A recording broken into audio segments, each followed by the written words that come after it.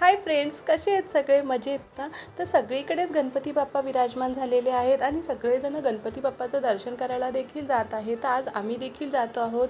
यांना सुट्टी देखील आहे म्हणून मुलांना घेऊन दर्शन करायला जातो आहेत. आणि आज पहिले आम्ही ओवीच्या फ्रेंडच्या घरी जाणार आहे. तर तिकडे दर्शन करायला जाण्यासाठी ती एकदम छान अशी मस्त रेडी झालेली आहे आणि खूपच सुंदर अशी नाजूक मूर्ती आहे. सजावट देखील खूप छान केलेली होती त्यांनी, म्हणून आम्ही तिकडचं दर्शन केल्यावरती 1-2 ठिकाणी सार्वजनिक गणपती देखील बघितले आणि इथे मेन म्हणजे विरारचा राजा बघायला गेलेलो आणि खूपच गर्दी देखील होती तिकडे, तरी देखील दर्शन झाले आमचे आणि मनासारखे दर्शन झाले.